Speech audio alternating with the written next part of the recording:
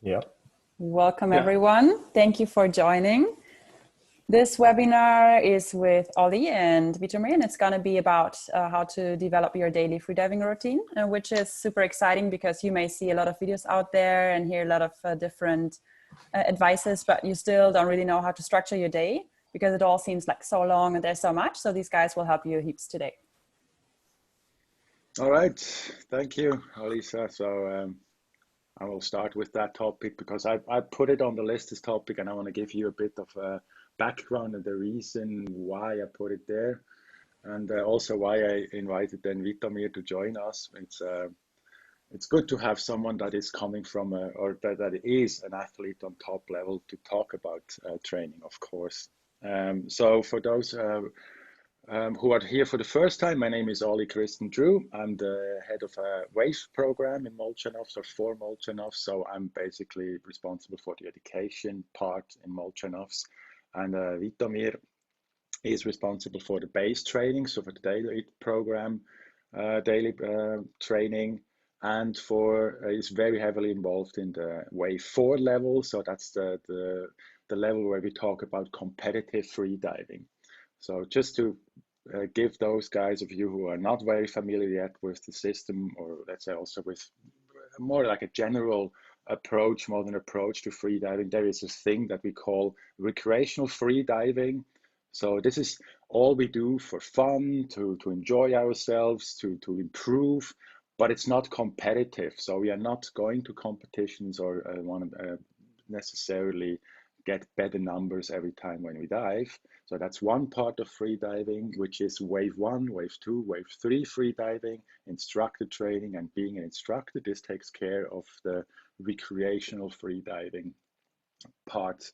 And then there's this whole competitive freediving, which we call Wave 4.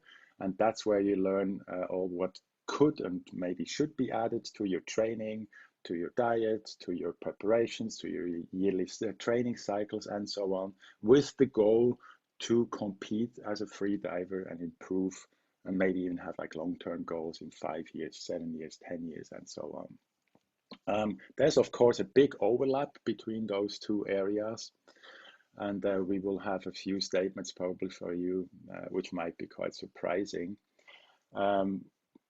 One of them, for example, like everything you need to learn for a constant weight, bifins dive, you will learn in the first 3 days of freediving. There's just 2 skills which you will add later on, but basically a constant weight bifins dive, all the skills you learn already in the first 3 days of training. So it's a very basic thing, but you will have to improve it then over years and years to become a competitive freediver. So long story short, what we notice in my school, Freedive Flow in Indonesia quite often, is people contact us, like you guys, and say, I want to train. I want to come to you and train with you and reach this and that goal. So they give us numbers, and sometimes very specific numbers. I want to improve from 35 meters to 45 meters in bifins, or I want to go from 30 to 40 meters in no fins, and so on. They're very precise. They have a very clear picture of their numbers and their performance, which I would say is part of the competitive side of freediving. So there it's about numbers. And in 9 out of 10 cases, we already know when we get such a request, I want to do this, I want to do that, like, yeah, just first come here and we will evaluate you and see where you're at, and then we will give you a professional opinion of what you should work on while you're here, after you left us, between trips, and when you come back, you will be on a different level. So now we all have a lot of time at hand to train. And fun fact is, you can train anytime and anywhere. You don't need to be able to go to a pool every day or even open water. That's an excuse when people tell us, oh, I cannot progress as a freediver because I don't live by the sea. When I was a beginner level, AIDA 2, between AIDA 2 and AIDA 3, so beginner to advanced, I was landlocked for 4 months because I had to go back to Switzerland and finish a job there before I moved to Indonesia. And for 4 months, well, I had to train with what I had, which means at home with a pool and sometimes in a lake that is 13 degrees Celsius at 20 meters, even in summertime. So for those who come from colder regions, that's not a big deal. But when you started freediving like me in Thailand and in Malaysia, it's quite a shocker. So for 4 months, I had to design my own training. So between those two trips to Thailand, that I'm not losing time and made the best of what I got. So let me give you this. At the beginning, when I left Thailand, I could not equalize. So whatever I tried, I could only equalize feet first, going slow by swallowing. So I could not equalize in any way by pinching my nose. So as soon as I went head first, equalization failed. Sometimes it worked. That's why I could do a few dives and like barely pass a beginner level course, but I could not equalize, at least not consistently. Secondly, back then I quit a career as a handball player. So handball is an indoor stop and go sport, which is very physically very taxing, but I was also very fit, which had two effects. One is I didn't have a problem with buildup of lactic acid. Like when we did dynamic training, other freedivers around me were like, "Oh, my legs are burning," and I'm like, "What? What do you mean legs are burning?" Like that didn't happen. So I was fit and I had a tolerance for lactic acid, or Rito can give us now then the right terminology why I didn't feel any pain in that sense. But fourth problem, on the other hand, I was absolutely sensitive to carbon dioxide. My body was trained to react on CO2. So as soon as CO2 goes a little up, my breathing kicked in. So I had a very good and strong breathing machine packed in my chest. But I could not, for the love of God, not stop breathing. So I could not do a dynamic table or something like that, the CO2 table. It was impossible. I literally freaked out. I had 4 months to change or to work on these 4 topics. And I would say with mainly training at home, I could get from barely getting through a beginner level course to I could pass the advanced level and the master level easy. And in between was mainly 4 months of training at home. So there's a lot you can do if you pick the right things to focus on, to put it this way. And that's the topic that we're talking about today. So, Vitomir writes, this is actually a very common story. I guess everyone comes from a personal starting point and then has to figure out like, okay, like I'm coming from this point, so how do I get to the next level? And that's exactly what we want to talk about. It's a very individual approach, and you can work with a coach. That's what we do now at Freedive Flow. We work with students and help them to find their personal approach. And today we talk about here, like, what are we actually talking about? How do we help guys to find a good way to make best use of the time at hand, especially also now that we not going to go anywhere. Good. Let's kick off the first poll, Alisa. That was just my reply to Prili and on his comment. And yeah, I mean, many people really struggle with this in the beginner courses, and it's like so common, and it really doesn't mean anything once you get that click in your head and you get those micromotorical movements and things can kind of get to you with either some cueing, either repetition, either whatever needs to be done, then you're just off. And I think it maybe several times, but at least once, I think in every freediver's career, there was a point where equalization was a huge issue and you needed to like really get back to it, focus on it, work on it to improve so you can progress further. So with someone, it's going to be, with most of people, it's going to be at the beginner, at the very first level, or maybe wave 2. but it's going to come eventually. So yeah, don't like run away, and just accept that you're never going to equalize perfectly. No one is, and it's always going to be a topic and something to work on. Absolutely agree.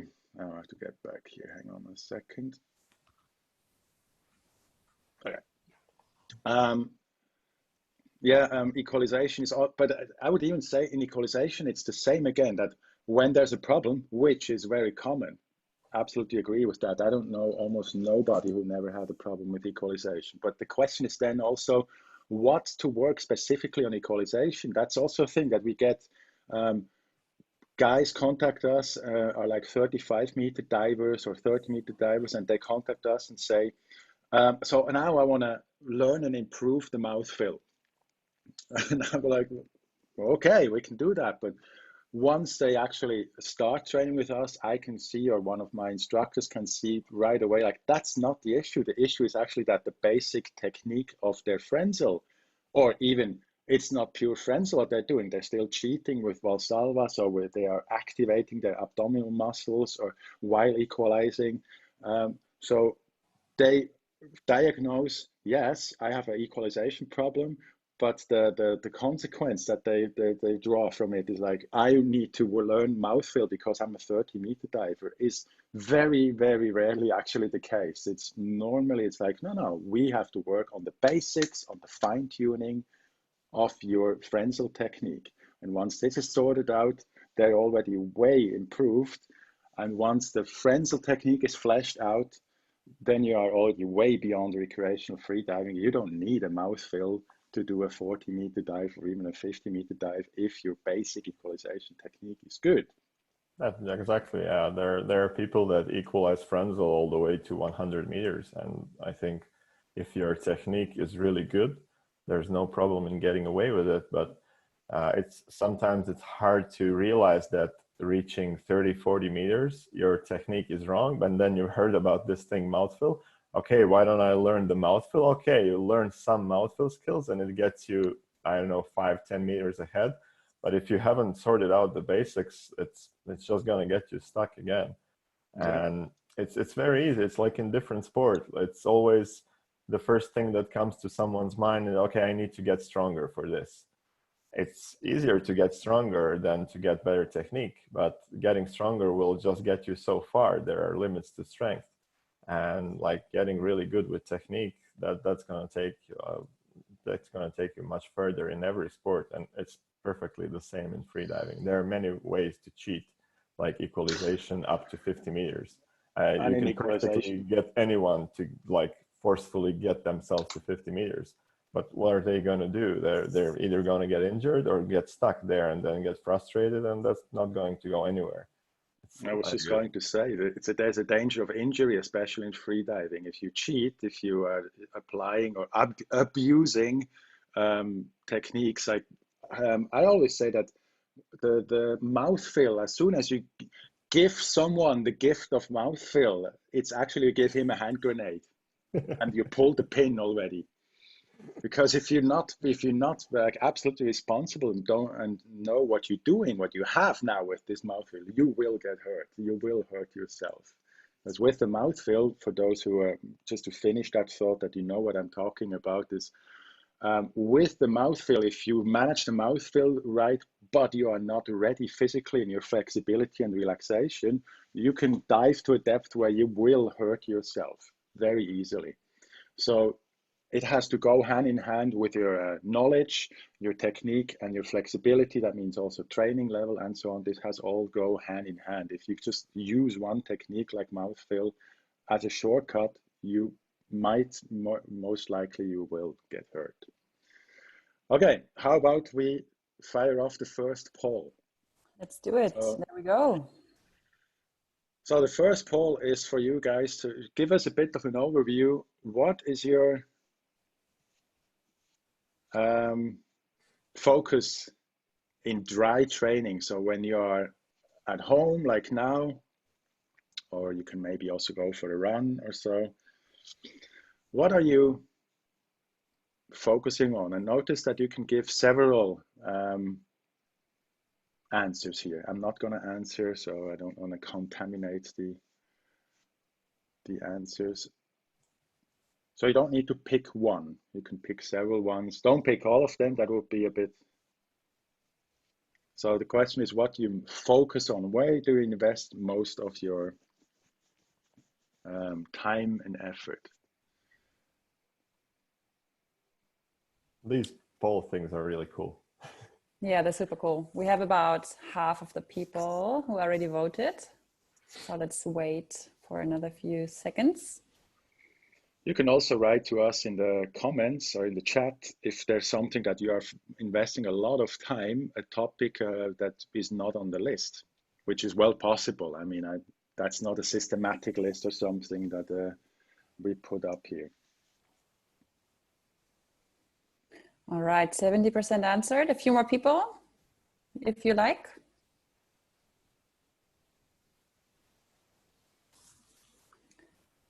All right. So let's see the results then.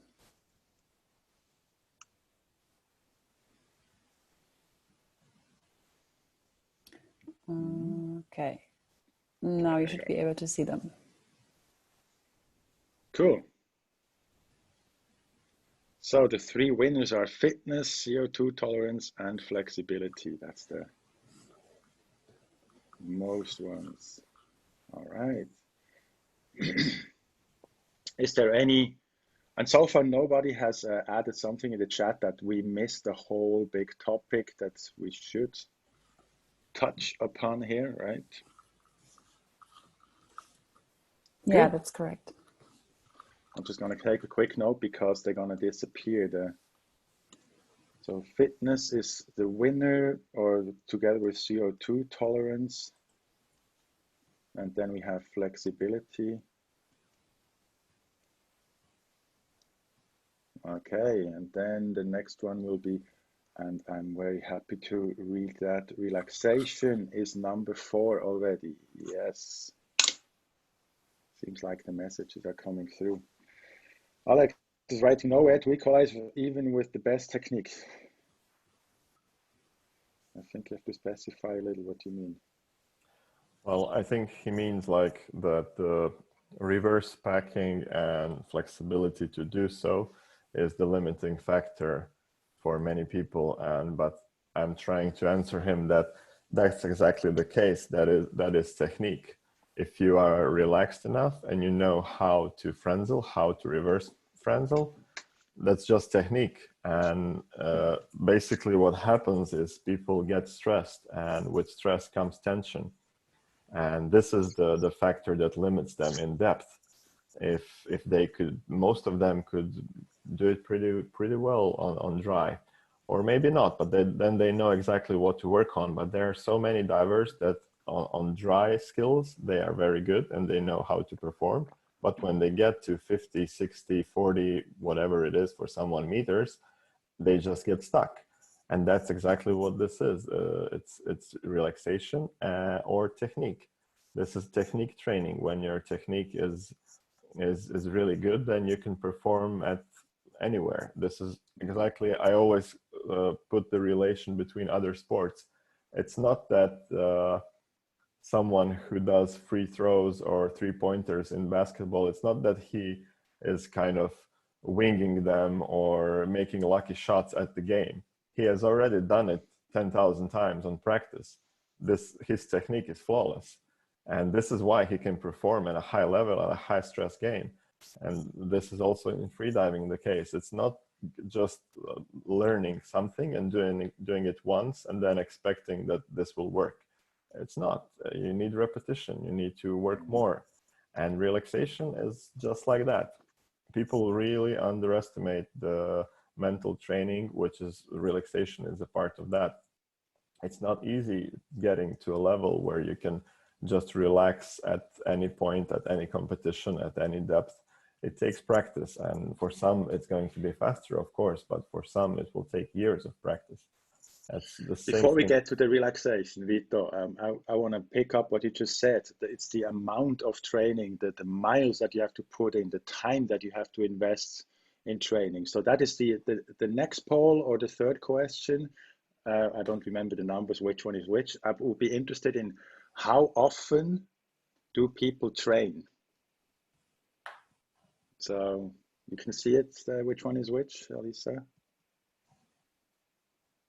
Which one?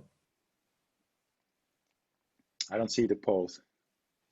Okay, you want to have how frequently do you train for freediving, right? Let's start with the frequently. Okay, let's start with the frequency in that terms. And then the other one is then like how long is one session? So let's go for both of them one after the other.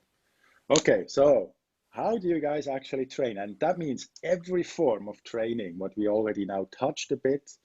Is it like once per week? Yeah, now, that's a good question, Alex. Even now, how much do you train now?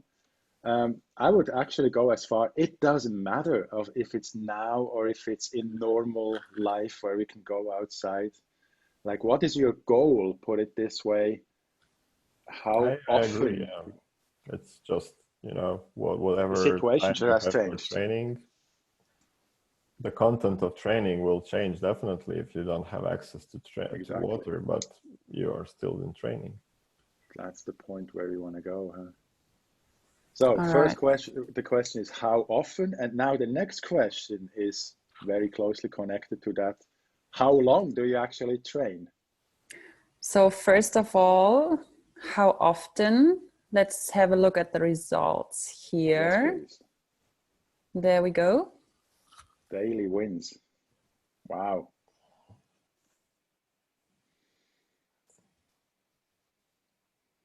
Followed by, yeah, it's a clear winner of daily, and then 3 times, and then we have irregular or once per week. Okay.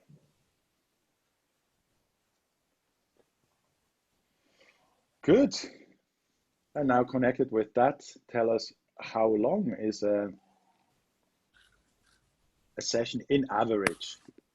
I know this is very chewy, this whole topic, but in average, how much time do we invest in your daily training? You can also take an average, like if one session is 2 hours where you do a full-on workout in your gym in your basement, and the other one is a cleansing technique that takes 5 minutes. What would it be in average over a week? How long is one session in average?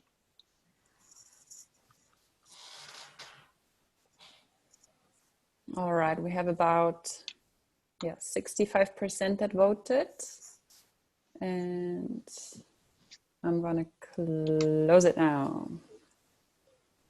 So have a look. Bring it on. Oh, okay. 30 minutes to 60 minutes is the clear winner. Interesting.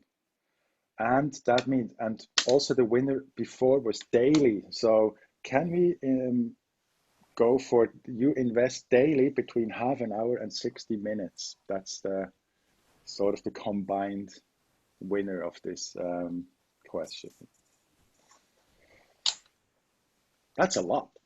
I'm really surprised. This is a lot. But maybe this has also to do now with the situation that we're in, that you actually have the opportunity to train daily.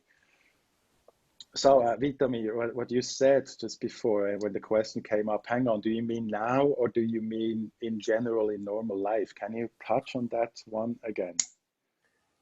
Yeah, I mean, there's so many aspects to train that, at least for me or the athletes that I coach, I would like to have 10 hours each day to address different things, but you don't have them. So it's always balancing things and priorities and working on flaws and working on good sides, stuff like that. And there's something that can be done in water, of course, and this is the most specific environment which brings results fastest. But there's also so many things we can do on dry land and focus on different things. So I think generally time schedule and time reserved for training doesn't change if you're at home or if you have access to outdoors or the pool. Regardless, you can always adapt and do stuff. Yeah, that's one of the main takeaways today. Would be really cool if we can get that hammered in with everyone. It's like it doesn't matter where you are and what the facilities are. There's always stuff that you can work on, and you will be a better free diver once you get back to open water or whatever is your next goal. Maybe it's even going to the pool. You will be on a different performance level, even if you are not capable of going there for a while. So let me share for now that little thing here. So this, you should see what I'm writing here. Huh? So we have basically a situation where we have a lot of, oh, that's not very smart. Hang on, I have to write first. There you go.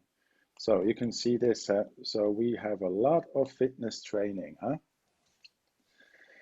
On the other hand, we have a whole topic that we haven't touched upon yet. This is, many of us have a general health, let's say, issue. So one thing I did not mention when I started freediving, I could not equalize. There were two reasons. I didn't know how to frenzel. And the second reason was I was chronically congested. I lived for years, even as a professional and at times professional handball player, with chronic sinus congestion, and didn't know that. For me, it was normal to have headaches when I put my head down forward and so on. I didn't know any better. Probably for 10 years plus, I had congestions here. So I had to find a way out of that to be able to free dive and to, well, it showed for me in the equalization problem that I couldn't equalize. Then we have the whole section of technique. We talked about a lot about that already. So for example, equalization is of course in the technique section. And I'm really happy that you guys already mentioned that relaxation as the number 4 topic that you guys work on. I expected that we will have to introduce relaxation as a specific topic here. And I would actually add to that breathing. Breathing, I'm not sure where to put. It can also be put in technique. Breathing as such, we will talk about what I mean by that. I would maybe even when you said like equalization is a part of technique, that's completely true. It's a highly specific motorical movement, but maybe just by concept, I would like consider that under relaxation and breathing in terms of air manipulation, because with all those breathing exercises and everything, you kind of work that thing as well. And relaxation it's really not possible to stress this enough, how much relaxation takes part in equalization. That's like 70% of equalization is probably relaxation. When people are driving down a hill with a car, their ears will just, equalize on their own. Of course, this is much more gradual, and the curve of the pressure is much less steep and everything. But this is something that could happen on its own if you're just perfectly relaxed. But of course, being upside down in a completely new environment, it's really not easy to be perfectly relaxed. And I don't think there's a human in the world that is. But working on it and progressing on it will definitely get some results. So the cool thing about that graphic that we're working on here is, of course, these techniques these topics look separate from each other, but actually they are not. There's something like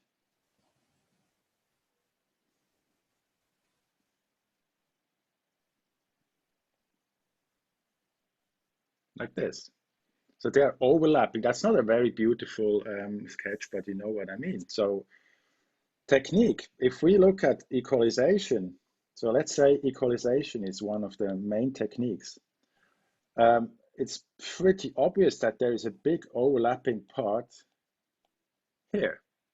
So equalization without relaxation is futile to talk about. If someone has not the ability to consciously relax the abdominal muscles, and probably many of us who are now attending here are guilty of that, that simply when I tell you, relax your belly, So when I push my hand in, I should be able to do that in your belly. Just relax and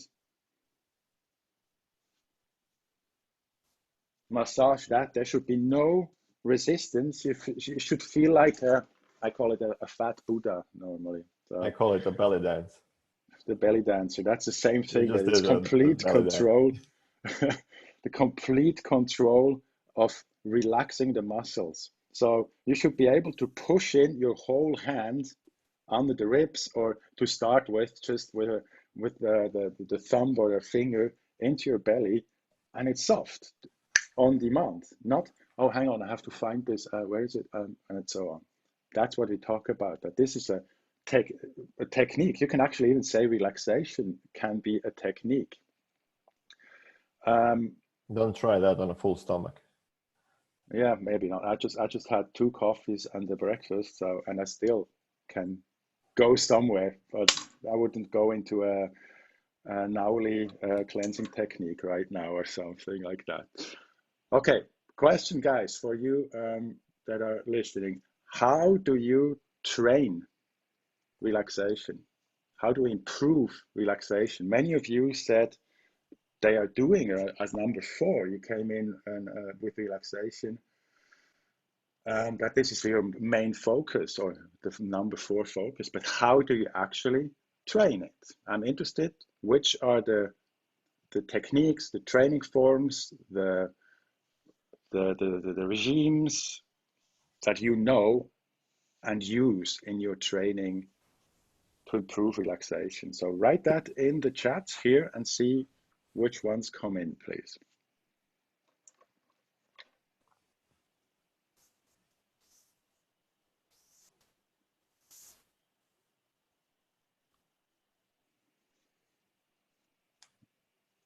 Okay. Visualization, mindfulness. Does yoga count? Yes, but be specific. What do you mean with yoga? Yoga is a huge topic. So which part of yoga do you mean? Body check, meditation, daily meditation because I have anxiety disorder. Yes, that's very good there. So it's helpful for mental health and freediving forced me to address my anxiety. Just keep the word forced, don't force. The rest, I love it. Yoga, meditation, meditate. Square breathing, there we have one. Pranayam. Okay, we both. Tell me which pranayam or pranayama, both fine, of course. Which techniques or exercises of pranayama do you use? Tom, same there. You're writing breathing techniques, but which one? I'm interested in detailed information. Meditation with relaxing music. Beautiful. Anuloma Viloma. Okay. Kapalbhati. Excellent. And Farjad, you get it through breathing exercises. But tell us, Farjad, which breathing exercise you mean? Sitali, that's the one that I don't know. 4 inhale, full lungs, full exhale. Square breathing from Virginie. Okay, I see this is the whole shebang coming in there. Excellent. Okay. I want to touch on a few of these techniques. The good stuff is in there, what came in. But I would like to point out maybe one difference. I see a difference between breathing technique and using breathing to improve relaxation. So all the square breathing, the Kapalbhati, the Bhastrikas, these are quite strong techniques, and they are excellent to gain and improve control over which muscles to use when. So when we talk about Kapalbhati, the idea is, for example, that we're only using abdominal muscles to exhale and then relax to inhale. So this technique is a very good training to now I'm engaging a muscle and now I'm relaxing the muscle. Another one like square breathing, to inhale for a count of 4, hold for a count of 4, exhale for a count of 4, and hold for a count of 4. Excellent technique for breath control, so you learn how to breathe correctly. Now we get into the relaxation part. So when you do an inhale of 4 and then hold, you need to hold in complete relaxation. So you're activating for a count of 4 and then relax. Exhale. Hold. So whenever I hold, I have to be completely relaxed. If I'm inhaling and keep that tension, so if I go,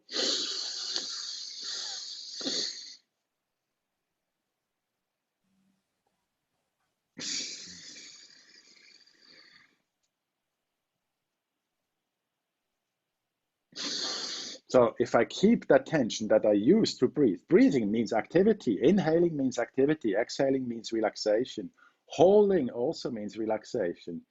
So if you use these techniques, and while you use this technique, focus on exhaling is passive, that means complete relaxation. Holding breath means being passive, being completely relaxed, and just keep the glottis locked. So this ha, ha, that's the only thing you need to activate to hold your breath.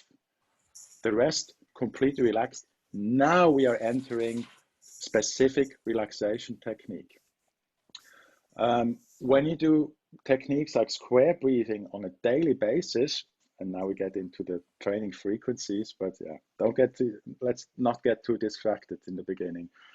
So if you use such techniques and are very focused on when to be active and when to relax, then you are in the relaxation training part. If you are doing that on a daily basis for an extended time, you will have a huge improvement of being able to relax on command, on demand.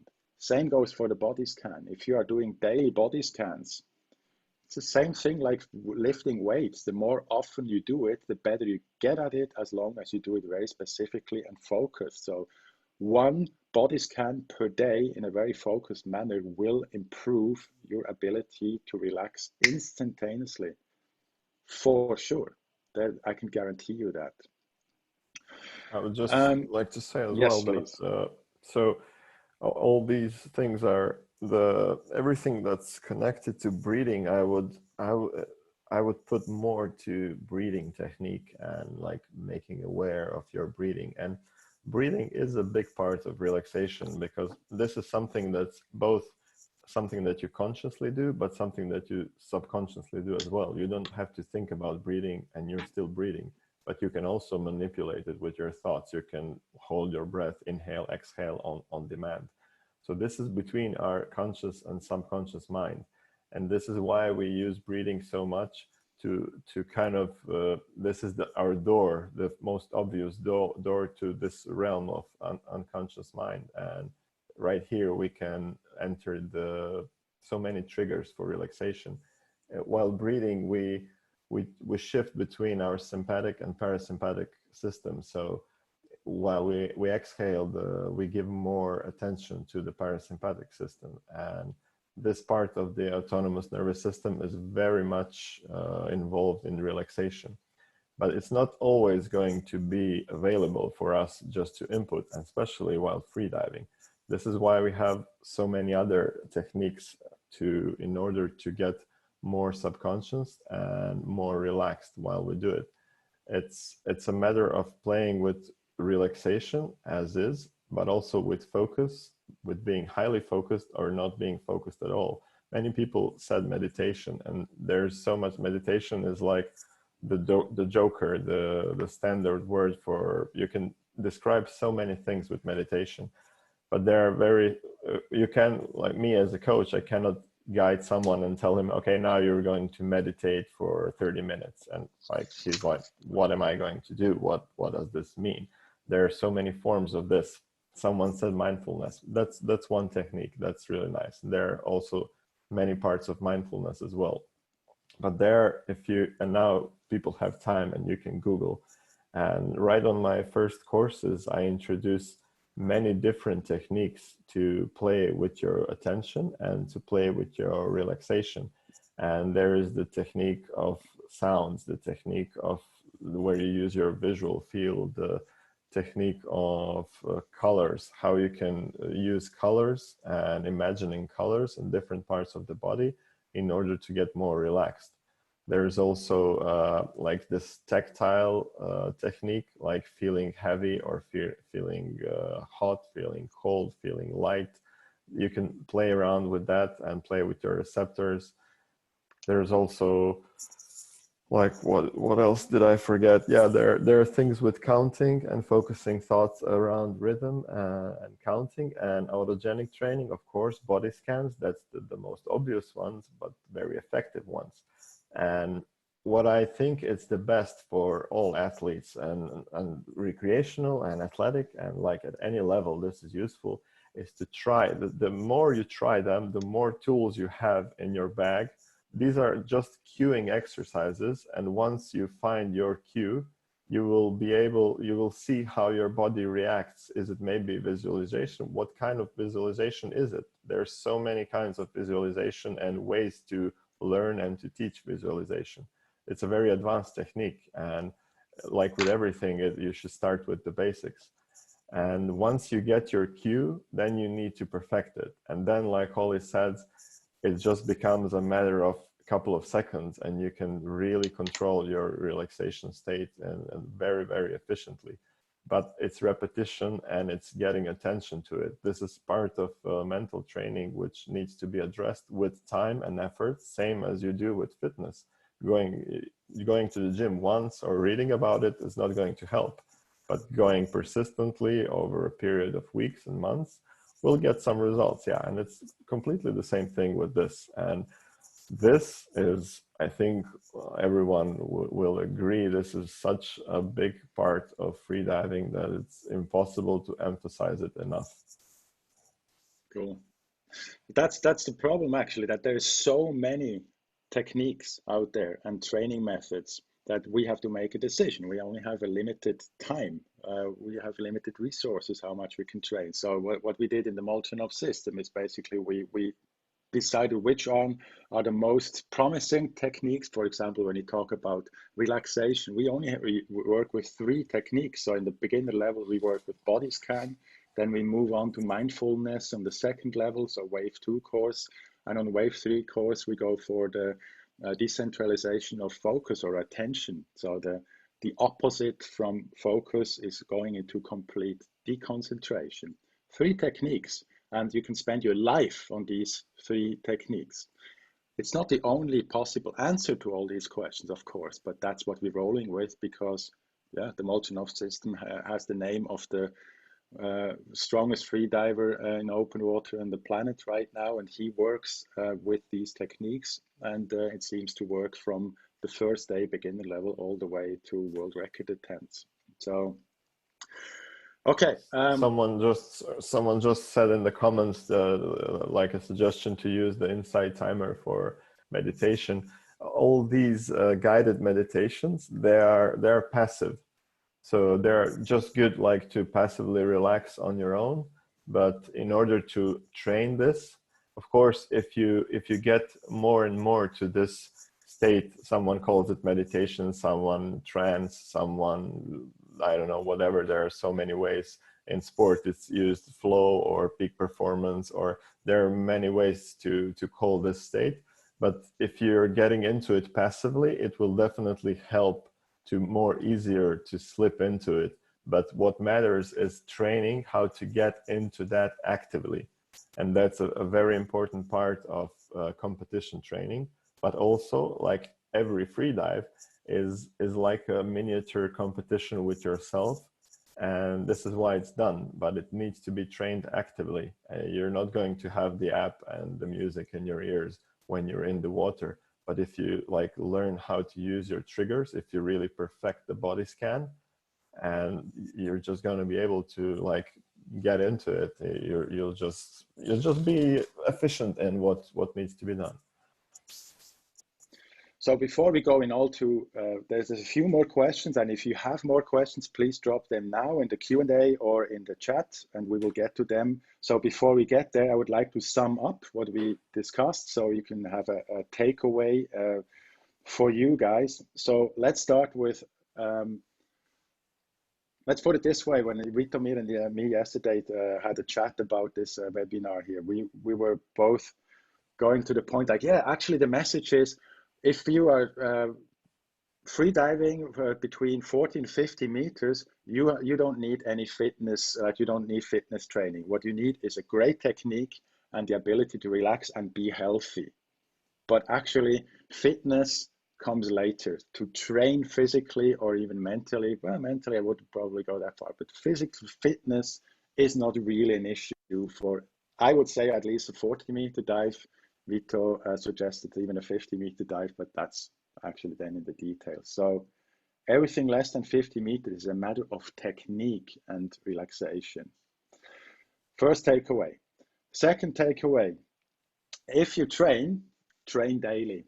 Do not train once a week or twice a week, 3 hours. Try to build a regime where you can invest that time that you have on a daily basis, be it now in special situations like we all live in now, or daily life when life goes normal and you go to work and whatnot, and you have kids and to take care of, and so on. Try to establish a regime where you can train daily. Doesn't need to be 1.5 hours every day. 20 minutes every day, even 15 minutes every day is super valuable. And then you can add to that a training where you work on aerobic training or anaerobic or whatever, where you need more time. That is, of course, beneficial, but try to put in daily work with, Vito, can we say 1 rest day is allowed? Definitely, and it also depends on what is being done. That's what I'm getting now. Third point. How much do you get tired? That's how much you need to rest. Like in any fitness or any sport, everything will be divided on what nutrients do you have, what exercises you do, and how much you rest between them. So rest is very important. It's a key factor, even with flexibility, even with breathing or holding your breath.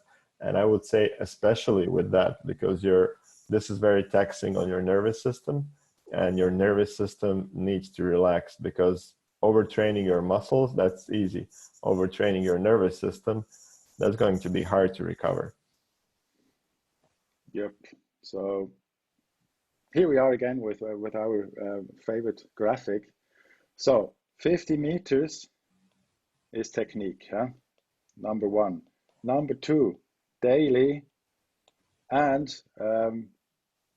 training effects happen while resting. So if you overtrain, you will get the opposite from what you're actually trying. Then the third question is what to train. And here you have it in front of you with this graphic. Look at it. Where is your biggest potential? Do you have a basic health issue? Work on that.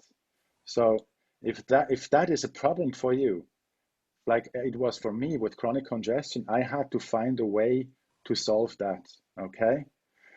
I didn't have a problem at all with fitness. I didn't have to waste any time with that. It was not an issue at all. Maybe for some of you, that is where you want to focus on. Did I have a problem with relaxation? Yes, big time. I could not relax. I had to learn to consciously relax. I chose then to do full breath cycle training. I can get into that if you have questions what that means. Did I have a problem with technique? Definitely. Could I go and work on my open water freediving technique? No, I was in Bern, Switzerland. We don't even have a lake. We only have a river, and we have a pool that is 3 meters deep. So I could work on equalization technique in the dry. I could work on finning technique in the pool. So I worked on my body posture technique, flexibility, which I don't know, where do we put flexibility? In the fitness? Yeah, I like it there. So here we put flexibility as well. I worked on that on a daily basis, 20 minutes plus 2 pool trainings. 4 months later, when I came back, hello. 4 months later, when I came back to open water, I was laughing. So this is the question how or what to train. Look at this graph and make a wise choice, a conscious choice, I would say. Talk to guys like Vitomir. Send me an email. You can always contact us through our emails. Maybe we can put them in the contacts here. Yeah, Vito, if you want to be contacted through which email, you can put it here. I will put my email address. Email or there. social media also or social works. media. I would say, in my experience, like in 90-something% of the cases, but like 97, like a very high percentage, when we're talking about diving to 40-50 meters, fitness and health are never the issue. It's always either very bad technique, either problems with equalization, either relaxation.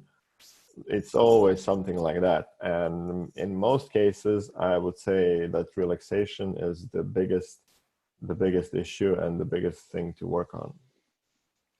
Which is the fourth and last point, work on relaxation and use breathing techniques to work on that. And if you want to know what I'm talking about when I'm saying full breath cycles, for me, I think that's the most efficient or the most powerful tool to work on a relaxation by using the breath. Then we can even make a whole webinar about that. It's a fascinating technique. And there are some questions about that. Maybe yes. You can just. So now is a question time. Let's go into the question situation. I'm gonna kill my graph here. Okay. Let's check the questions that came in. Technique also, it's very specific when we say technique, because I've had the chance to work with some swimmers, and then their movement in the water is obviously very, very efficient because they are like spending 4 hours a day in the water. But for freediving, it gets more specific, and it has a lot to do with relaxation and like micromotorical movements. So just getting your perfect times in the pool or something like that doesn't necessarily mean that this will just be translated in the open water environment. And this is just because it's much more stressful to be underwater. And it takes it's really going to take, for someone maybe not, but for most of the people, it's going to take like special attention to training for that specific skills and that specific type of relaxation, so that you can use your movement that could be crafted to perfection. But in order to use it, you need to be relaxed and you need to feel good at the new environment. And technique is not only perfect movement, it's using it, and it's like being really good with yourself in the new environment, in the blue. We have a very cool question here from Alexander. I think, Vito, you should plan for a webinar to answer that. Please describe your training plan periodization during a season. Don't answer it now, because I think this would be a really cool topic to show. I even don't know that. Like, how does an athlete on world record level actually live and train and plan out a year, or is it even several years that you plan ahead? So this whole topic to show us mere mortals that we are working on different levels. We have different goals and probably train accordingly on different levels. So would that be a good topic for a whole webinar for you? Could be cool, yeah. I mean, it's pretty similar with every sport, and it can be like used on any level, just not with the same intensity. So there's one from Areli. Which kind of training would you recommend for fitness? So that's the thing.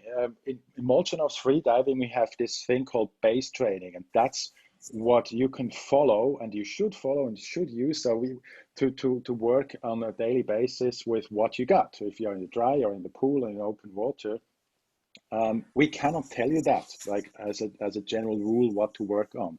So use the model that we showed you today. And if you are a Molchanovs freediver, you get all the exercises there, basically shipped every week to your house, and you can work with that.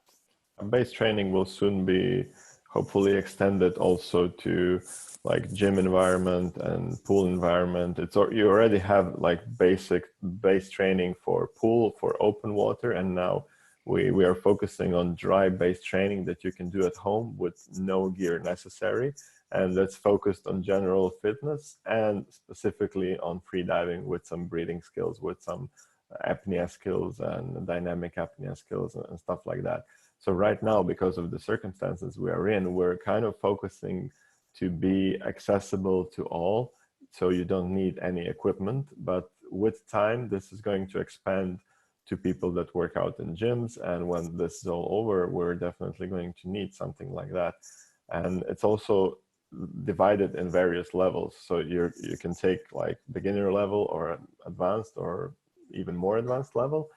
Find your level, and when you're using base training, also be smart about it, be critical, don't take it super literally. That's a guideline. It's impossible to write a personal training plan and program for I don't know how many thousand people following it. So, you know, be smart and adapt it to yourself. This is a really good structure and a really good guideline, and if you like model it around to your needs and use it daily or weekly, like 3 times a week, 4 times a week. In between, you can do different things. I mean, if you're doing this Monday, Wednesday, Friday, then in between you can do some relaxation training, you can do some flexibility training, you can do different stuff so you can recover until the next cycles of training. But if you use this daily and you use this through a period of 3 months, 6 months, you will definitely feel the results, and it will take you further in your freediving. That's no question about that, but it takes persistency. We got a few really interesting questions, and so all those questions regarding fitness, which exercise to do, please refer to that what we just discussed. So we pick out the ones that have different content. How about this one from Mirko? I have chronically congested sinuses. What can I do? What did you do? Check the video that I did about 2 weeks ago, mainly. It's on the Molchanovs YouTube channel. It's about a technique called Bastra Kumbhaka. That's the thing where you combine Nadi Shodan with Bastrika. So I explained that in detail. Work with that on a daily basis. That will change your life if you have chronic congestions. And send me an email or contact me on social media, and we can talk about the progress of that. You also have some of those like purified sea water that this is all introduced from Ayurveda, but you kind of have those pots. I know people that actually manage to like solve some issues with that and feel much better like diving and don't have any sinus pain, and they just like use it daily. Okay, if you want to use neti pot, that's the term from the from the pranayama or from the yoga side. Use it by the book. Don't take shortcuts, which means you have to sterilize the water that you're using. So this is a salty solution, which you have to boil for 10 minutes at minimum, and you have to sterilize the pot that you're using. I have seen too many people who got serious infections by taking shortcuts. So if you use nasal rinses, do it by the book. Just buying a thing and spraying it up your nose can be very detrimental. So fine if you do that, but do it by the book. If you need detailed information about that, ask someone who knows, or you can actually read it up online or send us a message. Full breath training from Alex. The question, full breath. Okay, I'll talk just quickly about full breath training. Basically it means you're relaxing on your back, you're exhaling to residual volume, you're inhaling to total lung capacity, and you're exhaling back to residual volume. You start, let's say, if you never did that, with 50 seconds, or let's say 1 minute. For a free dive, it should be possible to do from residual volume to total lung capacity to residual volume, 1 minute. You do it 10 times in a row. If you get out of breath doing that, you have to shorten the time. Once you have managed 1 minute 10 times in a row, so 10 minutes, 10 breaths, then you extend it to, let's say, 1 minute 10. So 1 minute 10 for one full breath cycle.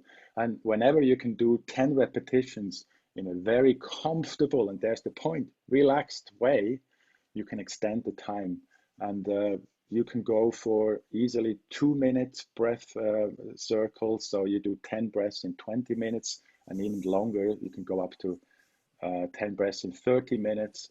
So the idea is that you keep breathing, but you breathe slower, lesser and lesser. And this is only achievable through complete mental and physical relaxation. So that's full breath cycle training. Huge topic. That's the thing with these, with many of these exercises, that's exactly is the thing. You know how they tell you, like, if you get tired with squats and then you squat wrong, and then your mind learns this wrong technique for squatting because you did more of them in a wrong way than you did in the right way when you started the exercise. That's exactly what you don't want to do with this. If you're going to take this exercise Oli just introduced, which is great, but if you're going to push it because you really want to make the 1 minute mark and you're going to be stressed, you're actually going to like take back steps, and your efficiency as a freediver will decrease because you will learn how to be nervous and under tension while you freedive. Your body will memorize this. It's not easy to feel that margin when you're comfortable, but just on the edge of your comfort, and then when you can progress. Same thing if you freedive and you can freedive barely to 35 meters, but you repeat those freedives and it's always uncomfortable. It's going to be very hard to learn how to relax and get comfortable if you're always on your limit. You need to be comfortable, and then you can extend that comfort zone. Don't go out from it. It's just creating, you know, bad things. It's same with pool training. Of course, it's possible to push yourself and get your sympathetic system burned, but it's not going to create really good memories in your brain. And then next time you're going to have, like many people have, they just quit on the dive. They can do a 150 dive, but they still quit on 70 because there's so much trauma in their nervous system that they know that this is going to be very uncomfortable, and their body just doesn't want to do it. You know, it's just, this guy's crazy, just go out, you know, don't let him do this again.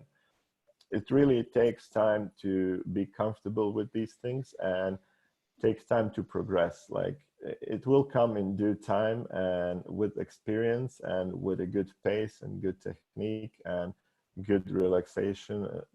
It's a blend of so many things in freediving, and we need to respect that. And just what he explained, when you're doing all of these drills, make them enjoyable and make them comfortable. If you're not able to do that, it's not the day to do them, or you need to lower the intensity. And not every day is a good day for apnea training. Sometimes in my plan, it's like I go to the pool to do a max dive or 3 max dives, and sometimes it's like 3 dives over 200. Sometimes I can't do it. I just get in the water. I don't really feel like doing it, and I feel it on the first dive. It's going to be pushing it, and it's not a competition, so I'm not going to push it. It's just not the day. The day will come. I will just change to something else. And sometimes I do 3 really big dives, and I feel amazing in each and every one of them. And that's good training. That's where I learn. It's no sense in learning wrong. You still go for the training. You might change the training, modulate, but you go training. Of course, that's I'm what going I to see be there. the Sometimes I'm not even going to be in the water. If I'm cold, if I'm tired, if I'm this, I'm that, I'm just going to skip the water, and I'm just going to do some relaxation, breathing, maybe some visualization, maybe go to the gym, do some light toning. Maybe I'll just, you know, clean my gear.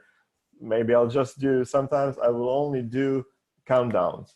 So just for like in a competition, I want my countdowns to be really perfect. And the more I do them, the shorter I can get them. I think I can like fully prepare in 45 seconds. It's just, and I really enjoy that. And it's really good, also a good training, just to get really precisely relaxed as you want, precisely focused as you want, and precisely packed as you want, and dive every time in the same second. And of course, it takes time. So there's always, you can do that in a bus, you know, you don't need any pool or anything to do that.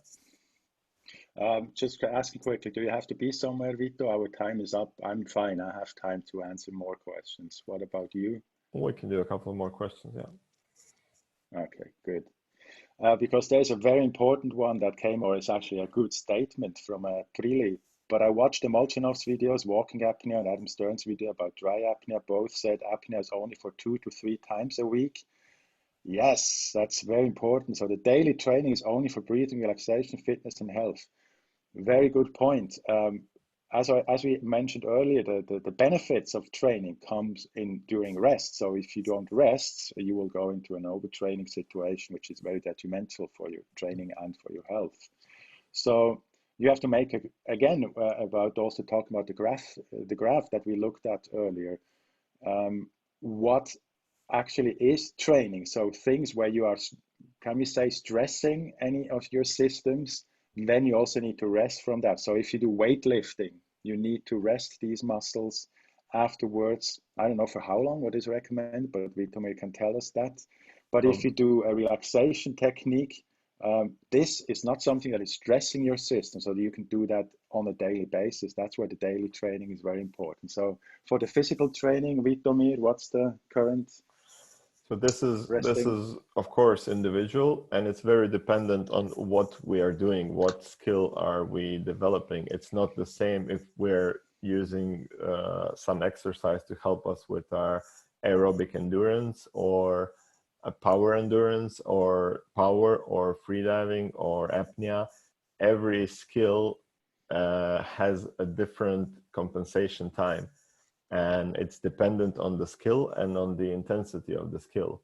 So if you're doing very light apnea, then you can do them 5-6 times a week, and you can like target your progression to be linear. But if you do 3 times, then you can go a bit harder. It's dependent on that, but in general, I would say that yes, 3 times a week, if you like do a good workout and you feel that you've exhausted your systems, take at least 48 hours to recover until you do another apnea. It's the same as in the gym. If you really do a lot of lactic training, usually it takes around 48 hours to recover. 48, maybe even more for some people. This is individual. It's dependent on age. It's dependent on diet, on how much you sleep, etc. And it varies quite a lot. So in flexibility, this is usually 6 hours. So flexibility is something that can be gained very fast, and it can be done several times a day. But also we need to know like how to train it. If you overstretch yourself and you hurt yourself, then it's not going to be 6 hours, of course, apparently. It's going to be more. So take this, like follow your body and listen to it, and try to make it right to your body. But in general, as a rule of thumb, 48 hours between strong sessions of one particular thing would be a good thing.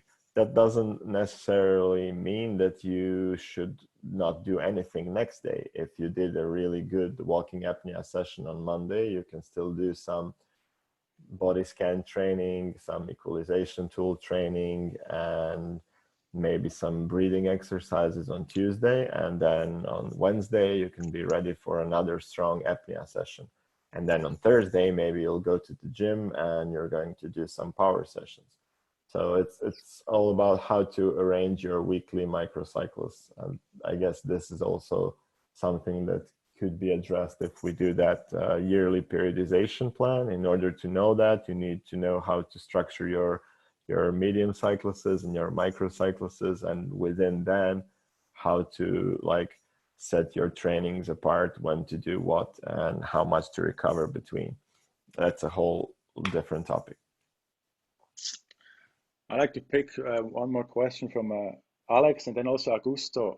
Augusto asked about the full breath cycle. It seems like I hit the nerve with that technique there. First of all, Alex is using it with his students as well, full breath cycles as a CO2 exercise. It's not a CO2 exercise. That's what Vito pointed out. If this is a thing that feels like, oh my God, it's so hard, and you push through the cycles, that's the opposite from what why I recommend this, or for what I recommend this exercise. The full breath cycle should be relaxing, comfortable, enjoyable, and you progress through expanding this comfort zone. As I understand the philosophy of Natalia Molchanova is always, when it feels hard, you're doing it wrong. So whatever you do on a breath hold should feel comfortable, you enjoy it. So you extend the full breaths comfortably. It's not a CO2 tolerance training. This you can do in another way. Be my guest. You can do full breath cycle as a CO2 training if you want to, but that's not what I was talking about. These are enjoyable breath holds. Breathing cycles. And Augusto connected to that question, should the exhale be naturally longer than the inhalation? So before we go, I just want to address that whole thing about extend the exhalation because it will lower the heart rate. Yes, that's true. While exhaling, the heart rate will go down. This is called heart rate variability. Fun fact, it's a minute effect in the untrained human. Freedivers adapted that 20 years ago and said, like, you have to extend your exhalation to lower your heartbeat. We know from research that heart rate variability is a small effect, but still focusing on exhalation worked. Freedivers were lowering their heart rate. So who's right now? And I would say the extension of exhalation works not because of the effect of heart rate variability. It works because someone is relaxing, calming down, focusing on one thing and not being all over the place. And that's why the heart rate goes down. So the extension of the exhalation is not the key to lowering the heartbeat. It's the physical relaxation and mental focus, so your brain is not all over the place, or mental defocus, which is the wave 3 technique that we're using. So mentally and physically relaxing, in other words. The breathing will follow that, and the heartbeat will follow that. So long story short, Augusto, in the full breath cycles, you don't want to exhale longer than the inhalation. It doesn't matter. What matters is that you are focusing on being in a complete relaxation while continuously keeping an airflow in or out. It doesn't matter if it's somewhere 50-50, that's fine. Good. You don't push it. Yes, Alex. Perfect. So we've worked our way through all the questions that came in. So thank you very much, guys. Thank you, Alisa and Vitomir. Thank you, Oli and Vitomir, and thanks everyone for joining. If you have any other questions that you would like to drop us that by email or on the published video, that will be. May the force be with you. May the force will be with you guys. Cool. Bye-bye. So, thank you guys. Take care. And see you soon here again.